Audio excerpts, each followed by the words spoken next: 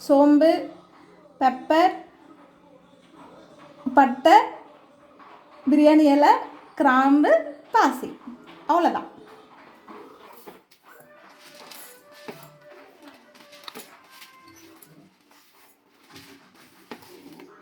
இதுதான் ஃபுல்லாக நம்ம காட்டணும்ல, அதுதான் நம்ம கிரைண்ட் பண்ணி வச்சுருக்கோம். இது வந்து இவ்வளோ தேவைப்படாது. ஸோ 1 or 2 ஸ்பூன் போதும்.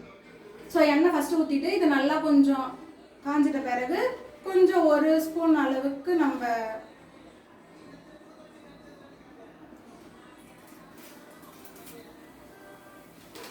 ஸோ இது ப்ரௌனிஷ் ஆகிட்ட பிறகு நம்ம ஆனியனை கொஞ்சம் ஆட் பண்ணிக்கணும்.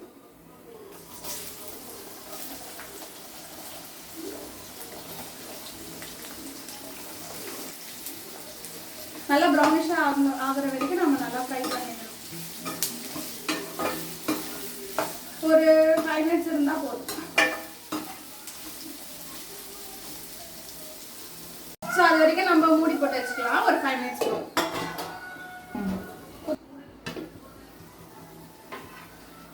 ஸோ இப்போ நல்லா ப்ரௌனிஷாக வந்துட்ட பிறகு நம்ம இஞ்சி பூண்டு பேஸ்ட் ஆட் பண்ணிக்கணும்.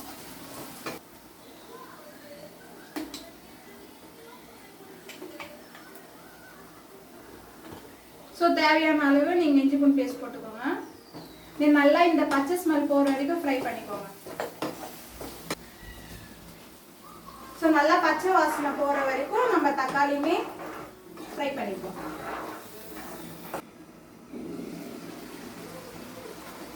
ஸோ தண்ணியில் நல்லா வத்துற வரைக்கும் ஃப்ரை பண்ணிக்கோங்க. ஸோ எண்ணெய் வந்து நல்லா பிரிஞ்சிட்ட பிறகு தான் நம்ம மிளகாத்தூள் போடணும். உங்களுடைய காரத்துக்கு ஏற்ற மாதிரி நீங்கள் மிளகாத்தூள் போட்டுக்கோங்க. நான் கொஞ்சம் காரமாக சாப்பிடுவேன்.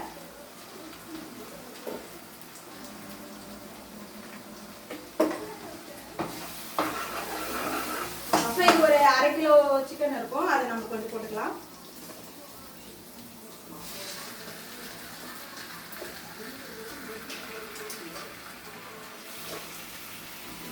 ஸோ சிக்கன்லேயே கொஞ்சம் தண்ணி விடும், அது வரைக்கும் நீங்கள் அப்படியே டீப் ஃப்ரை பண்ணிக்கோங்க.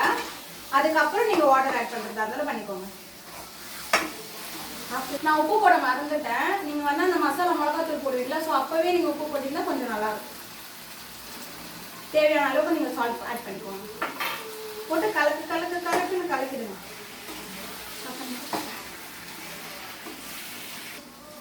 உங்கள் தேவையான அளவுக்கு நீங்கள் வாட்டர் வந்து ஊற்றிக்கோங்க. அதாவது வாட்டர் டேங்கில் ஊற்றுறேன்னு கொஞ்சம் நீங்கள் சீனை நினைக்கக்கூடாது. நீங்கள் உங்களுக்கு தேவையான சொம்புலேயே ஊற்றிக்கோங்க.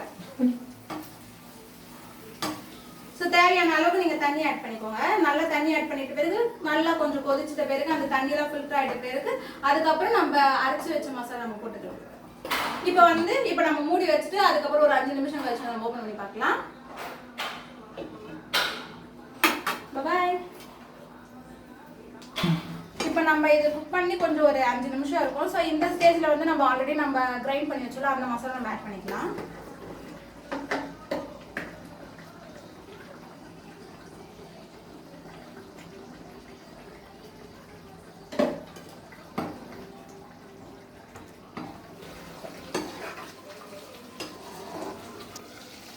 ஸோ எண்ணெய் இப்படி திரிஞ்ச அளவு வர வரைக்கும் பார்த்துக்கோங்க. இந்த ஸ்டேஜில் தான் நம்ம கருவேப்பிலை கொத்தமல்லி ஆட் பண்ணணும்.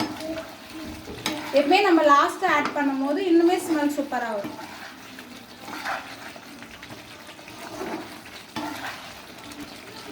ஸோ மழை சாரல் மாதிரி போட்டுக்கோங்க.